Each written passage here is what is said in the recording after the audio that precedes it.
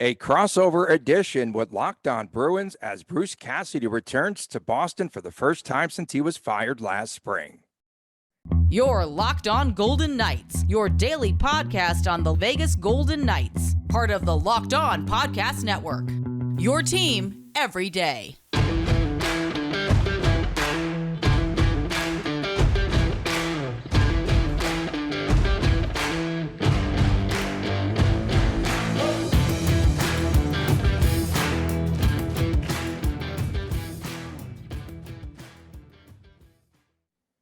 Hi again, everyone. Tony Cardasco along with Chris Golick. We are here in Las Vegas, and today we are joined by Ian McLaren of Locked On Bruins. We'll have three parts to this drama today.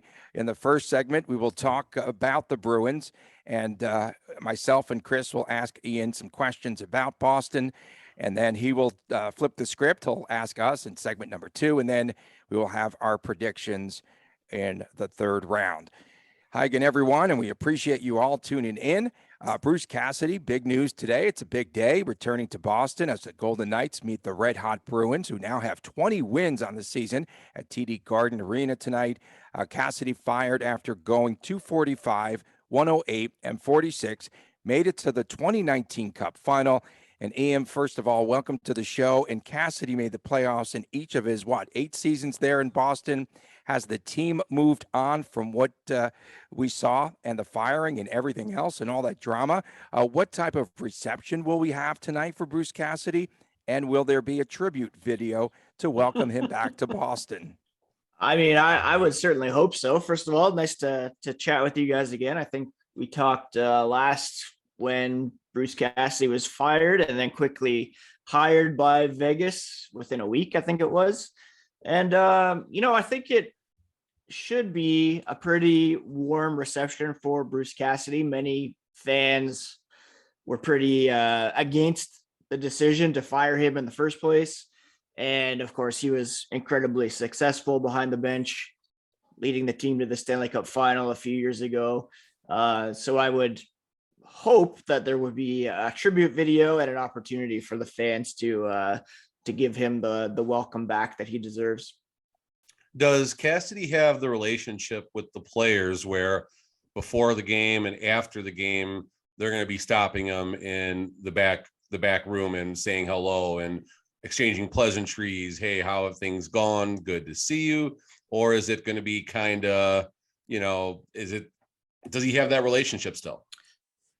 I think that's likely with some players, at least. I think, with your yeah, maybe not Jake DeBrusk, maybe not a guy like Trent Frederick, perhaps some of the younger guys, but I would expect, Patrice Bergeron, regardless, there's no reason to believe that there was any frostiness in that relationship, but he of course would be all class regardless.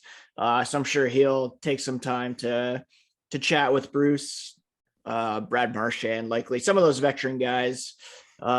Maybe not with David Krejci, who of course left last season and went home to play over in Europe. But the guys who have been there the longest, I'm sure there'll be some pleasantries exchanged before, after the game.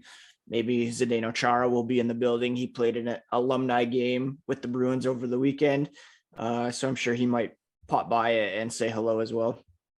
Ian McLaren is with us. Tony Cardasco, Chris Golick here, Locked On Golden Knights and Locked On Bruins. And I wanted to ask you about the treatment of veterans while he was there, because we've already seen where Bruce Cassidy makes a statement here in Las Vegas, and he sat down Jonathan Marchessault for a few shifts, wasn't happy, wasn't pleased with his efforts in a game. And then by the same token, he also sat down Chandler Stevenson.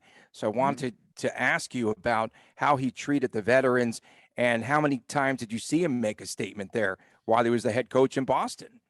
I mean, yeah, he's certainly no stranger to sending some messages to his players if they're not performing up to his standards.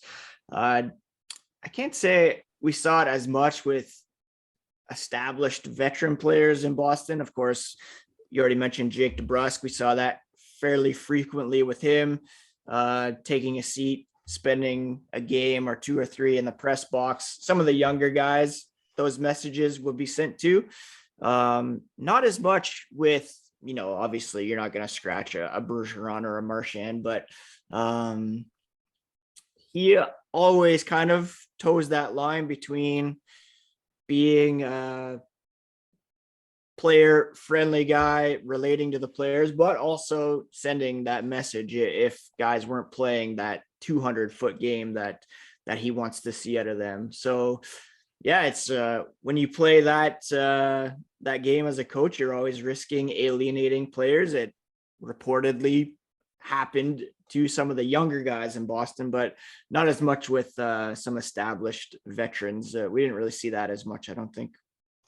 What's different this year? I mean, obviously a new coach, we can start there, but the Bruins are having a fantastic year, and the same, just like in Vegas. I mean, there's always good expectations. You want your team to do well. You think your team is going to do well. Boston, respectfully, top of the league. Vegas, not far behind right now. 2 starts that no one probably pinged, in the entire National Hockey League. So I guess my first question and a follow-up, would the team have been this successful if Cassidy was still the coach? And what is different? Is there a new system in Boston? Is it a relationship with the players? Why are they doing so well right now? I think it's kind of a yes and no answer to that. I think the Bruins on paper to begin this season are better than they were last season. You had, like I mentioned, David Krejci. He's back this season. Having him as your second line center over Charlie Coyle to begin last season and Eric Howla to finish the season, that's an immediate upgrade there. You have Pavel Zacha coming in. He's helped stabilize things and has really fit in well with Krejci and David Pastrnak. Pastrnak got off to a slow start last season after undergoing some, personal tragedy with the loss of his infant son before last season. He's a much different player to begin this season. But at the same time, Jim Montgomery's system has infused a real kind of offensive flair that they lacked under Bruce Cassidy. Most notably, the defensemen much more active in the offense. And you've seen that aggressiveness pay off with Hampus Lindholm getting off to an amazing start without Charlie McAvoy in the lineup. Now that McAvoy's back, he's establishing himself again as a top 5 defenseman in the NHL with some more offensive spark. So I think the Bruins would have gotten off to a good start even if Bruce Cassidy was still around. The play of Linus Ullmark has been unreal as well, and he's much more comfortable in Boston now than he was to begin last season as a new face. But there are some small differences to the system that Jim Montgomery has incorporated that have helped the Bruins, certainly offensively and especially 5-on-5. Boston is very strong at home, strong overall, but 14-0 at home currently this season. And I wanted to talk about special teams because I feel that this will be an important factor in tonight's game. And Boston currently second on the power play. They're ranked third on the PK. And looking at some numbers, I watched most of the game against the Avalanche on Saturday. David Pastrnak has 16 power play points so far. Yeah, he's been off to a pretty special start to begin this season. He's without a contract beyond the season, so his value is just going up. But his power play prowess is kind of reminiscent of Alexander Ovechkin. You put him in that left dot, feed him a one-timer, and he's more likely to put it past you than not. And just the top power play unit that they're able to deploy is pretty crazy with, McAvoy, Bergeron, Marchand, Pastrnak, and David Krejci. That's as good of a unit as you'll see around the NHL. Their power play has been great. The penalty kill has been great. It kind of dipped a bit with the absence of Derek Forbort. He was out for a while with a broken finger, but he's back in the lineup. Avalanche the other night didn't score a power play goal. I know they're missing some key players, but still, with Forbort back in the lineup, their penalty kill is arguably, tops in the league as well. It was before he went out to injury anyways. The VGK power play, I think, is still in the bottom third of the league right now, Tony. And I wonder if we have 16 power play points collective as a unit right now, but Wow. That's another question for another time. So from one of our viewers, John Shally, very good supporter of our show. The question is, what is Coach Cassidy like when things aren't going right for an extended period of time? And Tony, I'll reference, you love to bring up how long Cassidy went without there being a power play goal in a stretch last season. That number was? Yep. What was that number, Tony? You love to put that in there. How many games, opportunities, whatever it was. But point being is, remember. Come on, man. It was a big number. It was in the 30s. Oh no, Tony, it was a big It was number. in the 30s. Yeah. So point being is, how does it was massive. The point being is, how does Cassidy handle the highs and lows, particularly the lows? Do you see him getting edgy in his press conferences? Do you see him getting a little fiery behind the bench? We notice here in Vegas, he goes right to the water bottle when he's not happy. We catch that way in the back of a 217 or when I'm up in the press box. When things aren't going well, he just gets the water and just starts going. So tell us about the anger of Cassidy, if you will. Yeah, I never saw him get like super emotional, like, throwing things or waving sticks or whatever, but waving sticks. Oh God. It kind of goes back to what we were talking about earlier. He'll take it out in terms of holding his players accountable. And if they're not performing up to his standards, then, they'll get the odd scratch. They'll get perhaps not a direct calling out in the media, but he'll, say things that make it pretty obvious who he's talking to, who's not performing. We know all about that. And send that message directly and indirectly to the guys who are not performing. So he has very high standards for his players, and if they're not meeting them, then they'll certainly know about it, and the fans will certainly know about it as well. Coming up next, Ian will flip the script, and Ian will be asking myself and Chris Golick again some questions about VGK. Again, this is a crossover edition with Locked On Bruins. Tony Cardasco, Chris Golick, and Ian Cameron McLaren. Hey, our next partner has a product that we literally use, all three of us, each and every day. It's called Athletic Greens, and I like it personally because I don't have time to have a complete meal in the morning. We're in Las Vegas, and we're always on the run. I've had it now for several months, and I do look forward to having it each and every day. It doesn't taste like that chalky kind of super healthy drink. It's very good, and it's got a mild sort of tropical taste, if you will. So what is this stuff? With one delicious scoop of Athletic Greens, you are absorbing 75 high-quality vitamins, minerals, whole food source superfoods, probiotics, and adaptogens that'll help you start the day. I personally like to consume it each and every day. It also helps me to sleep very well. And what is the importance of a multivitamin? Tons of people take some kind of multivitamin. It's important to choose one with high quality ingredients that your body will actually absorb. AG1 is a small microhabit with a lot of big benefits, and it's one thing that you could do each and every day. It costs less than $3 a day. You are investing in your health and much, much more. And in 2020, for instance, AG donated. They like to take care of the No Kid Hungry organization here in the U.S. And in 2020, they donated over 1.2 million meals to kids. To make it easy, Athletic Greens is going to give you a free 1-year supply of immune-supporting vitamin D and 5 free travel packs with your first purchase. All you have to do is visit athleticgreens.com/NHL Network. Again, athleticgreens.com/NHL Network, and take ownership over your health and pick up the ultimate daily nutritional insurance. Welcome back to Locked On Golden Knights. Tony Cardasco, Chris Golick here in Las Vegas, joined today on this special edition by Ian Cameron McLaren of Locked On Bruins. We are at Locked On VGK. Of course, myself at Tony Dasco, and Chris is at TD Chris G. Make sure that you subscribe to Locked On Golden Knights. Of course, that is our YouTube channel. Tell us about where they could find you, Ian. Yeah, they can find me on Twitter, Instagram at Locked NHL Bruins, and search up Locked On Bruins on your favorite podcast app, on YouTube, And I am at Ian C. McLaren on Twitter as well. How'd you get that beanie? I need one of those beanies. It looks I've wonderful. got one. They gave me one. 1 year guy. anniversary. Is that your 1 year anniversary present? I think it I was, want the watch in I feel like it was year 2. 3. What? Yeah. Maybe. I think I got this last winter. I got the Fire Jelly away. of the Month club. Oh, very nice. Fire I guess away, I'll start with Bruce Cassidy, obviously coming back to Boston the first time since being hired by Vegas.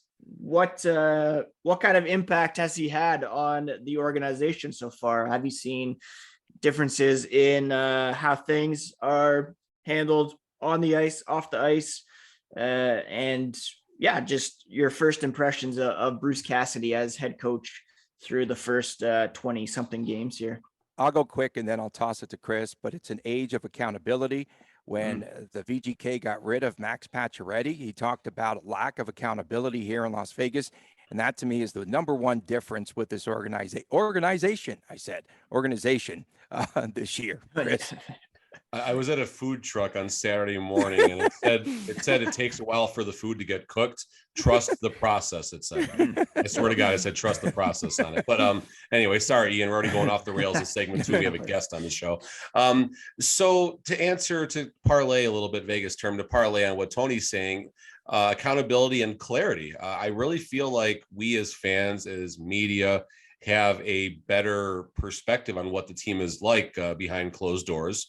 What's happening as far as discussions goes, accountability is such a big thing here. Cassidy, what I've noticed, this is my first year covering the team on, media credentials to a degree. So I get to, interact and stuff with coach and everything. I didn't get to do this with the previous staff, but everyone I talk to says how different it is with Cassidy. He actually gives you stuff to talk about.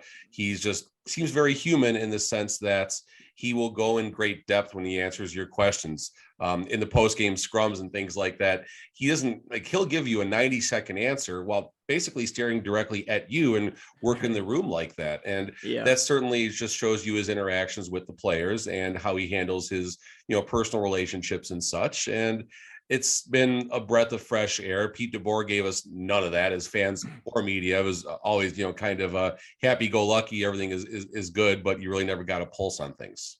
Right. Now, as a Bruins fan, there was always the, I guess, kind of dream, impossible goal of seeing Bruce Cassidy coach Jack Eichel, but in black and gold. Now, obviously, that's a reality for you guys in Vegas. Very nice. Very nice. Seems as though he's a bit banged up, a bit of a game time decision for tonight. If you could speak to that, his status, but also in his first full season with Vegas, how has Jack Eichel established himself as a leader, top scorer for Vegas?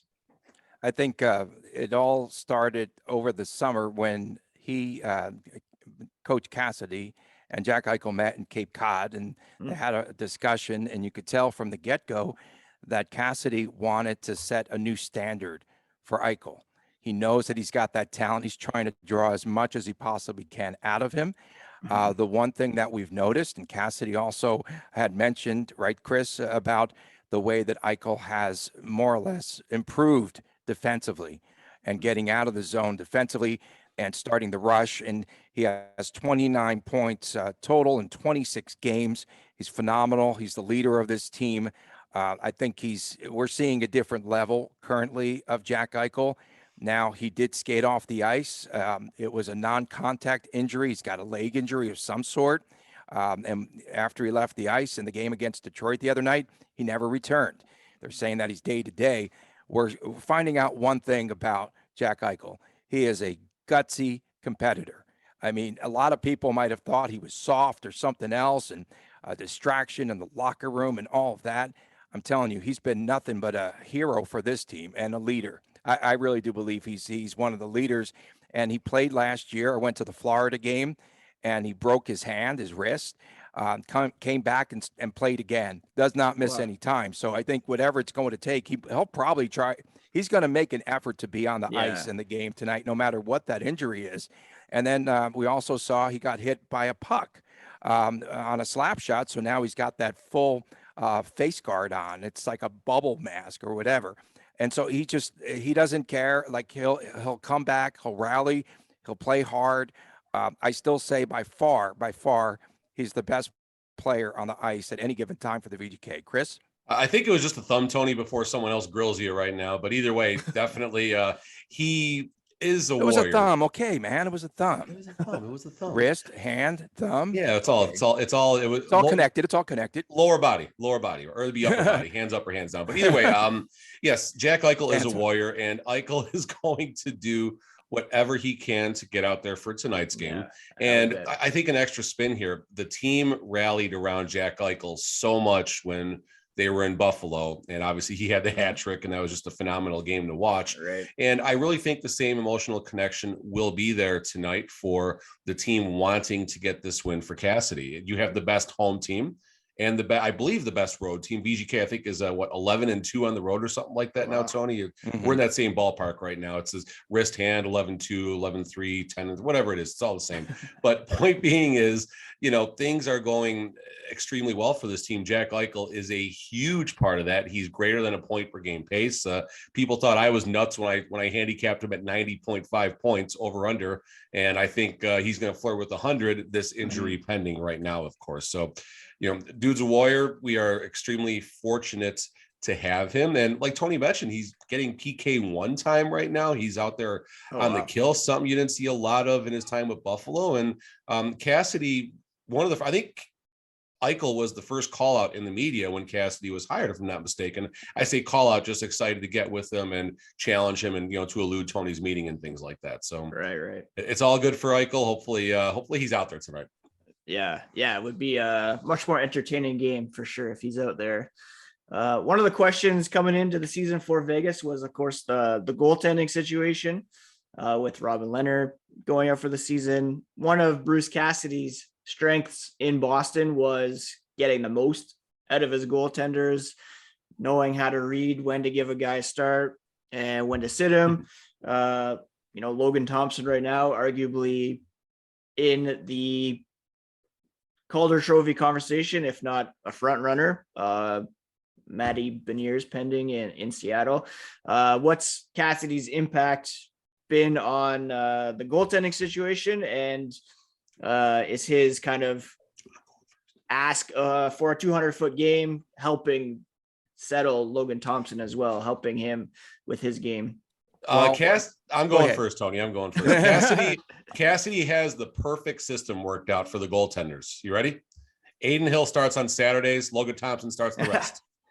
That's kind of been how it's been, I think, for close to the last month or so now. Wow. And now, all jokes aside, both the goaltenders have had a bit of a rough go over about the last 30 days or so now. The team is just right around 500 plus or minus after that 9-game winning streak. A lot of games 3 and 4 goals plus. A couple better games recently. At the Monday game against Pittsburgh, a lot of goals given up, but also Logan Thompson, that is, established his season high or maybe even career high in saves. Aiden Hill, a very nice start Saturday in Detroit. So hopefully things are getting better there. And yes, Cassidy certainly is getting the most out of the goaltending. Me and Tony talked about this so much in the offseason. We liked the top 9 forwards, now the top 12 to a degree. Line 3 is shaky, but there's a line 3. Exactly. Right. Exactly. And Ian, I want to get your perspective on your line 3 in a little bit. Maybe we'll get back to that later, but sure. The point being is we get Cassidy. He's gotten the most out of the goalies, a very unknown situation coming into the season. Now has been one of our biggest strengths, not named Jack Eichel or Alex Pietrangelo. Right. So Logan Thompson, you also have to mention about him trolling you over the summer, and you thought he was going to be traded in the offseason. Come on, Chris. And 17 games started, 12-5, and his goals against is 2.54. And Aiden Hill. So these two were supposed to be a battle between these two on who was going to start, be the goaltender number 1 in the offseason. And by leaps and bounds, it's Logan Thompson. And I always ask Chris this question. Chris, do you think that these two goalies combined, are they going to win you Stanley Cup? And the answer is no. I think they need an experienced goaltender. I'm going to die on the cross saying that each and every day. Hey, Brossoit had a good game Friday for Henderson. There you go. Ian, really fast. Let me toss one back to you right now. Mm-hmm. Third line. What's Cassidy's experience with the third line, managing it? Was that ever an issue in Boston? Because it's an issue here right now. I mean, it was an issue. It was mostly a roster composition issue. The Bruins were always pretty top heavy. Secondary scoring was always a challenge for this team under Bruce Cassidy, especially 5-on-5. I mean, right now the Bruins have the luxury of having a guy like Taylor Hall playing on the third line. That's amazing. He's playing with Charlie Coyle. Left winger on the third line. Exactly, look at the talent, how deep they are in this team. Like when the Blackhawks had Marian Hossa on the third line. Come on. Yeah. Incredible. So that's that's certainly to Jim Montgomery's benefit that he's got that possibility at the moment. It was always a bit of a mixing and matching. The Bruins were always trying to incorporate some younger guys onto the third line. That was one of the reasons he was let go, was kind of that lost messaging with young guys. That, I guess, if that's a continued challenge now, it is very easy to slot in your best players in your top six. Finding that bottom six magic is where games, championships are won or lost. And it's always seems to be as much of a GM problem as it is a coaching problem. Cassidy said when he was fired, you can only cook with what is put in your shopping cart. And that was the main issue in Boston for sure. And I could see where Bruce Cassidy, I know that when they fired him, they said they needed a new voice. I could tell that he could wear on players if you have to go through that each and every day. Ian, when we return, we were going to talk about our predictions for tonight's game. Stay with us, everyone. Tony Cardasco, Chris Golick in Las Vegas, and Ian Cameron McLaren from Locked On Bruins. Back with more after this on Locked On Golden Knights. BetOnline.net is your number one source for sports betting information, for stats, news, and analysis. Get the latest odds and trends for every professional and amateur league that's out there. From football to basketball to soccer to NHL to esports, they have it all at BetOnline.net. And if you love sports podcasts, you could definitely find those on BetOnline as well. We're always the fastest and easiest way to get your betting fix. Head to the website today or use your mobile device to learn much more. BetOnline, where the game starts. Welcome back to our crossover edition. Tony Cardasco, Chris Golick in Las Vegas, and Ian Cameron McLaren joining us from Locked On Bruins. And gents, it's time to get to our predictions for tonight's game. And I'm just going to say the second period will be the difference. I was watching again that game against the Avalanche, and that's where Boston took control of the game. Shots on goal was 15-4, and VGK is now a -5 in the second period. They just cannot get things straight. They finally won a second period in Detroit on Saturday, but I'm thinking that this could definitely be trouble for the VGK. My prediction on the game will be 5-3 Bruins. Go ahead, Ian. Go ahead. I'm obviously going to err on the side of picking the Bruins. They've been unbelievable at home. Chalk eater. That chalk. I think that certain players for sure are going to be extra motivated to beat Bruce Cassidy. We could see a little behind the scenes money on the board here on both sides, I would imagine. But just the way the Bruins have been playing at home, I'm expecting Linus Ullmark to get the start. He's just been unbelievable so far.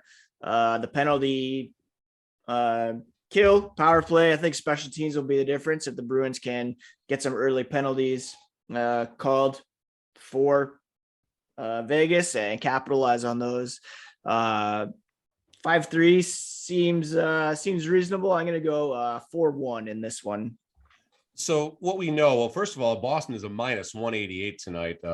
Vegas +155. That's got to be the biggest underdog we have been all season to date. That's important first and foremost. Although the public absolutely loves the Bruins tonight, so you know how I feel about that, friends.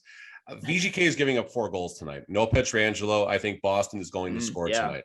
I think if we have Jack Eichel, I'm going with a conditional right now. If we have Jack Eichel, give me a 5-4 VGK victory. If we don't have Jack Eichel, give me a 4-1 Boston victory. Mm-hmm. Yeah, Do you that'll think- be Mhm. Jack Eichel always seems to get up for these games in Boston for sure. Having played, hockey, college hockey in the area, he always seems to perform pretty well, as does Mark Stone. And with his history with the Ottawa Senators. Are he they always- Bruin killers? Like, is that what they were when they were in the Atlantic? Is that how it felt in Boston? Yeah. Both of those guys always seem to step up their games against the Bruins for sure when they were in the Atlantic. So I'd expect them to have a pretty big game if Eichel is indeed in, and I would expect that he'll play. He'll want to do everything he can to get ready for a game in Boston for his coach.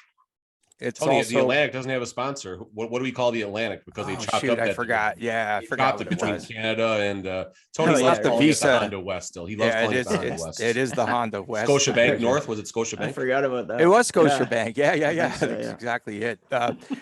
Riley Smith, I think keep an eye on him yeah. tonight. Yeah, His return exactly. back there to Boston. And then also the fact that he has 5 power play goals this season. And what is it, Chris? 3 shorthanded? Was it? Something like Oh, that. wow. But- It's some, yeah. The power kill between him and your favorite William Karlsson. Ah! we there's couldn't get through a certainly- show without mentioning. Listen, him. you got something in about McCrimmon, so I had to get something in there. But yeah, that penalty kill has been amazing since year one. That has not changed, and maybe our strength is maybe we'll get on the kill and we'll get a shorty. Yeah, possible. Well, who do you think steps up for the Bruins tonight? Oh, that's a great question. I'm gonna say David Krejci steps up. There was some question as to whether he took off last year to go home because he wasn't a huge fan of Bruce Cassidy, and that he came back because the coach PTO had for a moved year. on. That's awesome. So I'm going to say that he and Pasternak specifically will team up for a couple goals tonight. Do you think that fans are going to make the sojourn from Buffalo to come and boo Jack Eichel? Oh, that's a great question. Probably not. I think they'll save that for when he's back in Buffalo next season, I guess. Everybody boos Jack Eichel. Doesn't matter where he is. Yeah. Come on, Tony. Chris, True, who true. do you think could step up for the VGK tonight? We have to let's just assume no Pietrangelo. Well, we know that, and Jack Eichel, I'm feeling he's not going to play. I have no inside knowledge beyond it's just a hunch. I really think there's a chance we see Chandler Stevenson center that line one. We'll talk about that maybe on our Twitter later, but I think this would be a good spot for Chandler Stevenson to step up, and whoever is going to fill in on that line, assuming I'm close to right on this. I would actually love to see, I'll put this out there in the universe. I would love to see a line one tonight of Stevenson, Stone, and Connor Will Carrier tonight up on line one with Stevenson and Mark Stone. And I want to see Will Carrier just go ham on that first line, not knowing how to do a cycle and where to be, but just going straight to the net and just causing ruckus and getting goal and getting dirty tonight. Yeah, and Ian, also again, we had the news over the weekend. Alex Pietrangelo will not be there tonight. And Yeah. he's having some personal issues, and the more that we hear about it, the more serious it appears that So it's something. not an injury. It's a No, it's it's wow. personal reasons, and Yeah. we just hope everything's okay. And it just every for sure. time that we heard Cassidy, even in the presser, and speaking to some media friends yesterday, they also shared some great concern. Hey, on the way out again, Ian, tell fans how they could find you. Yeah, I'm on Twitter at Ian C. McLaren, and people can find the podcast at Locked NHL Bruins, and search it up on YouTube in your favorite podcast app, and give it a subscribe. Okay, and give us a subscribe as well. I like the way you put that. Of course, Locked On Golden Knights. You could find us, of course, on YouTube and also on Twitter. You could find us at Locked On VGK, at Tony Dasco, and at TD Chris G. We appreciate you joining us today, Ian. Should be No a problem. fun game tonight. It's definitely. And thank you to all of you for making Locked On Golden Knights and Locked On Bruins your first listen. For your next listen, check out the Locked On Sports Today podcast, biggest stories of the day, plus instant reactions, some big game recaps, and the take of the day. It's available on the Odyssey app, on YouTube, and wherever you get your podcast. For my man, Chris Golick, for my other man, Ian Cameron McLaren, I'm Tony Cardasco. So long for now. Thanks for tuning in on the crossover. And we'll see you again tomorrow right here on Locked On Bruins and Locked On Golden Knights. Some weird Brady bunch stuff. We all started looking at each other there. Yeah.